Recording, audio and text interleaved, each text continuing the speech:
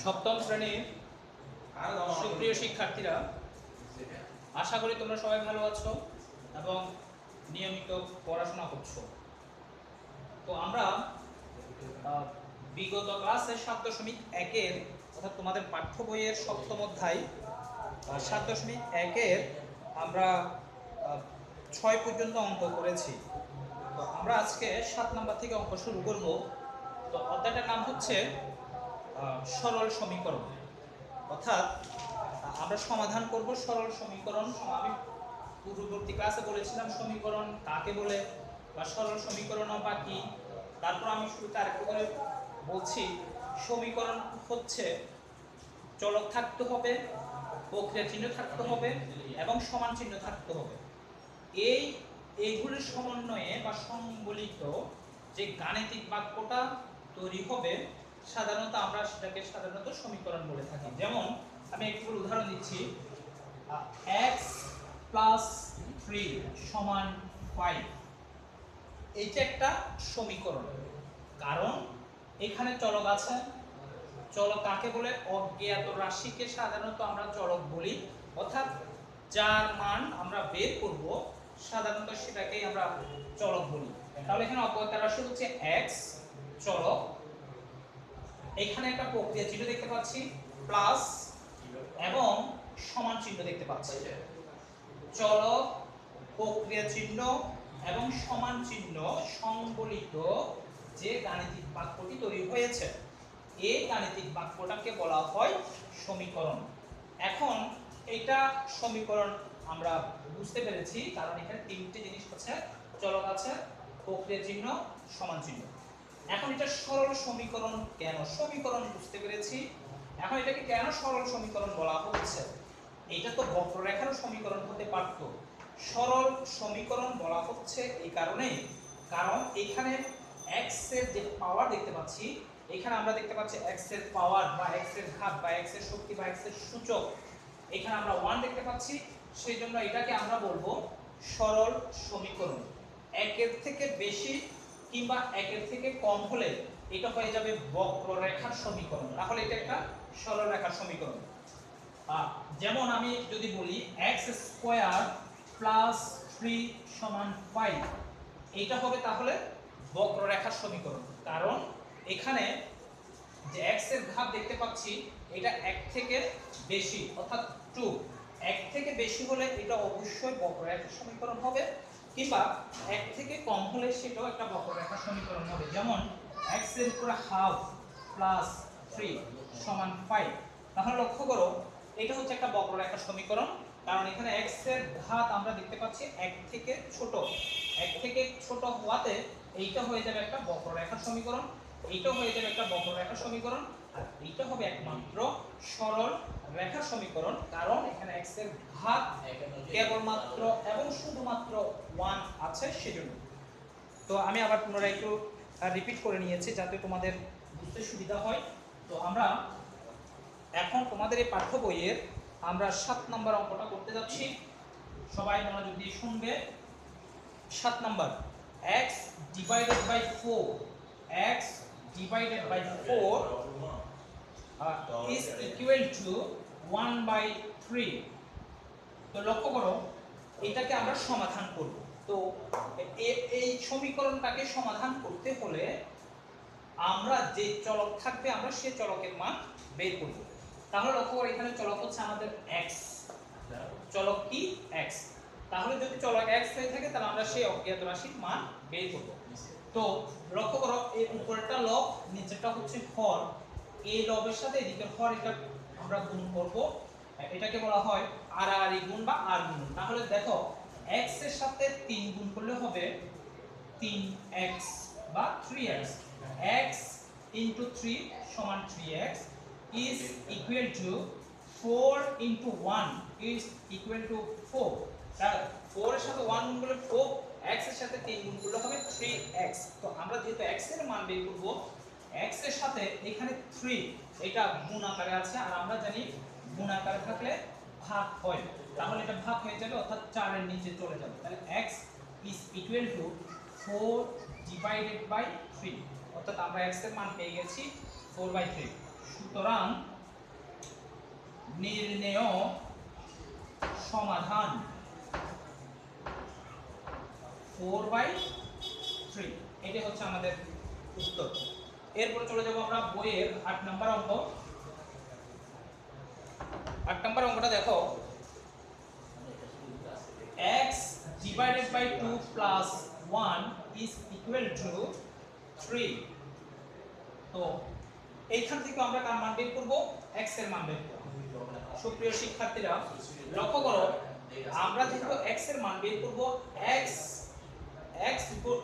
মুক্ত এবং x বর্জিত যে পদগুলো থাকবে এইগুলোকে সাধারণত আমরা সমান চিহ্নের ডান পাশে নিয়ে যাব।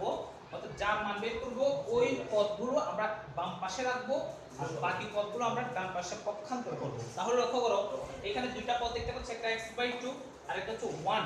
তো 1 এর সাথে কোনো x নেই, সেজন্য এইটাকে আমরা ডান পাশে নিয়ে যাব।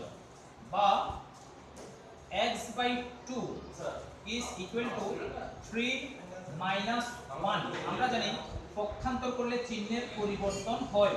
পক্ষান্তর করে লক্ষ্য করো, এখানে আমরা পক্ষান্তর করেছি সেজন্য চিহ্নের পরিবর্তন হয়েছে। বা x divided by 2 is equal to 3 থেকে 1 মাইনাস করলে হবে 2। তাহলে এখন 2 এর নিচে কিছু না থাকলে আমরা জানি মনে মনে 1 ধরে নিতে হবে, কিছুই না থাকলে হরের মধ্যে 1 থাকে। তো এবার আমরা আর গুণ করব, x এর সাথে 1 গুণ করলে হবে x is equal to 2 এর সাথে 2 গুণ করলে হবে 4। তাহলে আমরা x এর মান পেয়ে গেছি 4। সুতরাং নির্ণেয় সমাধান 4। তাহলে আমাদের নির্ণেয় সমাধান পেয়েছি আমরা 4। আশা করি তোমরা বুঝতে পেরেছো। এরপর আমরা পাঠ্য বইয়ের 9 নাম্বার অঙ্কটা করব। পাঠ্য বইয়ের 9 নাম্বার অঙ্কটা দেখো, x divided by 3 plus 5 is equal to x divided by 2 plus 7। x divided by 2 plus 7। তো এখন এটা আমরা করব, এখান থেকে আমরা কার মান বের করব? x এর মান বের করব। তো x এর মান বের করতে হলে লক্ষ্য করো, আর এখানে x মুক্ত পদ এদিকে একটা আছে, এদিকে একটা আছে। আমরা x মুক্ত বা x বর্জিত পদগুলো এক পাশে নিয়ে যাব, আর যাদের সাথে x থাকবে এগুলো সমান চিহ্নের বাম পাশে নিয়ে আসবো। দেখো এখানে x/3 আছে আর এই x/2 টা আছে এই পাশে, আমরা পক্ষান্তর করে এটাকে এই পাশে নিয়ে আসব। আর আমরা জানি পক্ষান্তর করলে চিহ্নের পরিবর্তন হয়। তাহলে বা x/3 মাইনাস, এটার আগে এখানে প্লাস সাইন আছে, এটা এই পাশে আসলে মাইনাস হবে, x/2 is equal to এই পাশে 7 ছিল লিখেছি +5, এই পাশে পক্ষান্তর করলে এটা হয়ে যাবে -5। তাহলে আমরা কি করেছি? পক্ষান্তর করে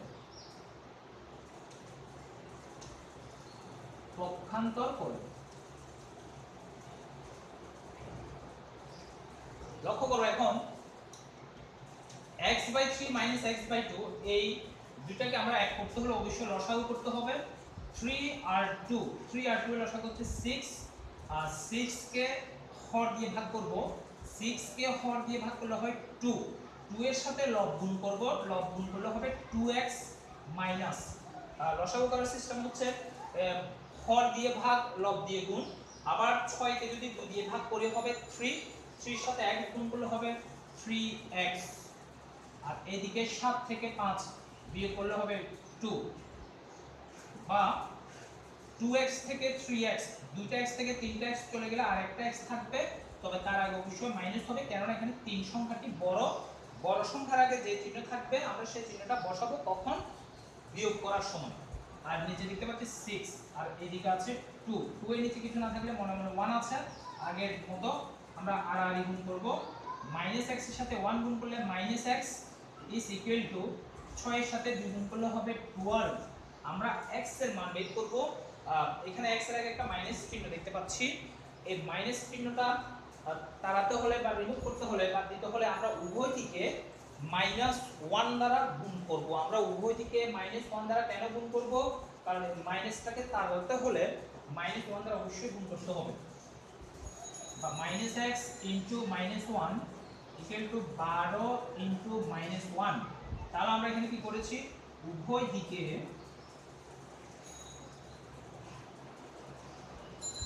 -1 গুণ করে পাই, গুণ করে, তাহলে গুণ করেছি, এই মাইনাসে গুণ করলে হবে প্লাস, x এর সাথে 1 গুণ করলে x সমান 12। আগে চিহ্ন গুণ করব আমরা, গুণ করার সময় সবার আগে মনে রাখবে চিহ্ন গুণ করতে হবে, প্লাসের সাথে মাইনাস গুণ করব, প্লাসে মাইনাসে মাইনাস, আর 12 সাথে গুণ করলে 12 বা 12। তাহলে আমরা x এর মান পেয়েছি 12, এটা হচ্ছে আমাদের উত্তর। সুতরাং নির্ণেয় সমাধান -12, এটা হচ্ছে আমাদের आंसर। এরপর আমরা বইয়ের 10 নম্বর অঙ্কটা করব।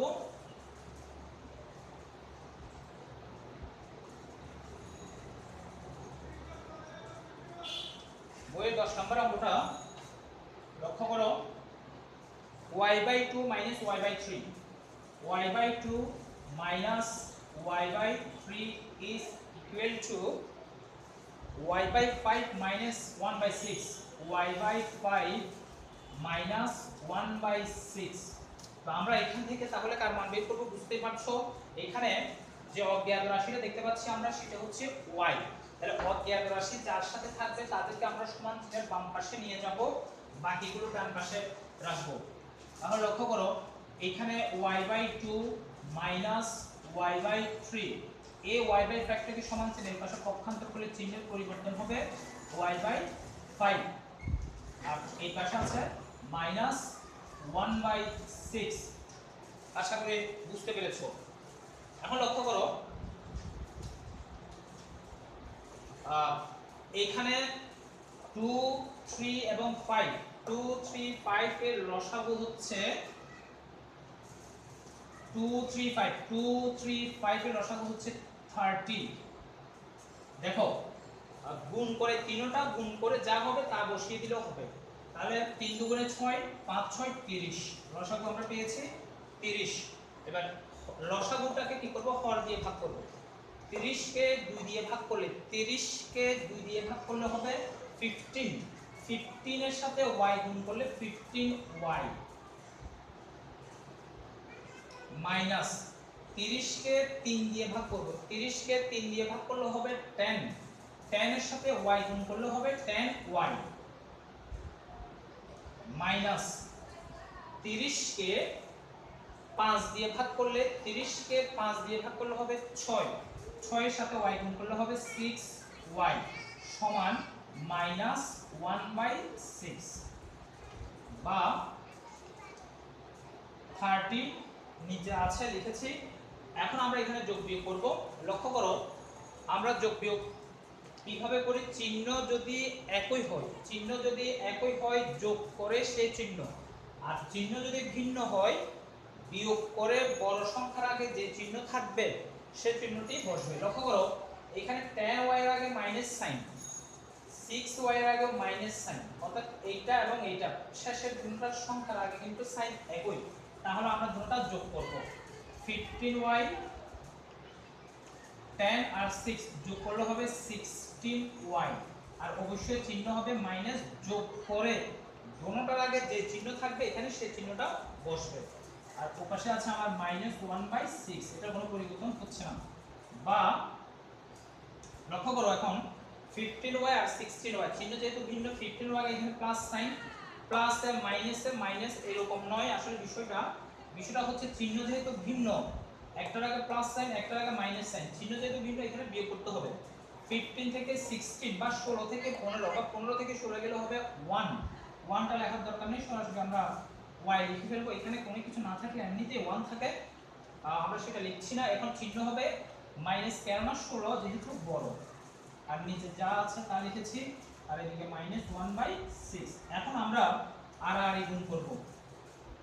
দেখো y এর সাথে 6 বা -y এর সাথে -6 গুণ করলে মাইনাসে প্লাস, y এর সাথে 6 গুণ করলে হবে 6y, সমান 30 এর সাথে 1 গুণ করলে হবে 30। উভয় দিক থেকে মাইনাস সাইনটা বাদ দিয়ে দিয়েছি, কি করলে বাদ যায়, -1 দ্বারা গুণ করলে আসলে বাদ যাবে, সেটা আমরা বুঝে রেখেছি। তোমরা বুঝে নিবে যে এখানে মাইনাস সাইনটা কি করেছি, মাইনাস সাইনটা উপর দিকে বাদ দিয়েছি, কি করলে বাদ হয়, -1 দ্বারা গুণ করলে অথবা ভাগ করলে, সাধারণত ভাগ করা হয় না, আমরা -1 চিহ্ন দ্বারা গুণ করব। y এর আগে 6টা গুণাকার আছে, এটা ওপাশে গেলে ভাগ হয়ে যাবে। 30 ডিভাইডেড বাই 6, 30 কে 6 দিয়ে ভাগ করলে হবে 5। তাহলে আমাদের রিকোয়ার্ড ভ্যালুটা হচ্ছে 5। সুতরাং নির্ণেয় সমাধান 5, এটা হচ্ছে আমাদের উত্তর। তো সুপ্রিয় শিক্ষার্থীরা, আজকে আমরা এই পর্যন্ত করেছি। তোমরা যা করেছি আজকে এগুলো বাড়িতে করবে, আবার বাসায় খাতায় করবে।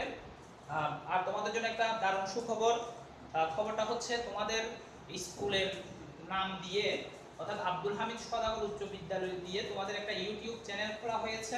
তোমরা ইউটিউব চ্যানেলে গিয়ে আব্দুল হামিদ সওদাগর উচ্চ বিদ্যালয় লিখে সার্চ করবা এবং এখানে এই ক্লাসগুলো সবগুলো এখন ইউটিউবে দেখতে পারবে। এবং এটাকে অবশ্যই তোমরা সাবস্ক্রাইব করবে, এই কারণে যাতে পরবর্তী ক্লাসগুলো যাতে তোমাদের নোটিফিকেশনে চলে আসে, সেজন্য সাবস্ক্রাইব করবা তোমরা সবাই। সবাইকে অনেক অনেক শুভ। এবং সাথে সাথে তোমাদের ফেসবুক পেজেও থাকবে, কিন্তু যেহেতু একটা নতুন ইউটিউব চ্যানেল খোলা হয়েছে, তোমরা এখানে সবাই সাবস্ক্রাইব করবা এবং ফেসবুক পেজেও আগের মতো লিংক থাকবে, ওখান থেকেও তোমরা দেখতে পারবে। তো সবাইকে অনেক অনেক ধন্যবাদ এবং শুভকামনা।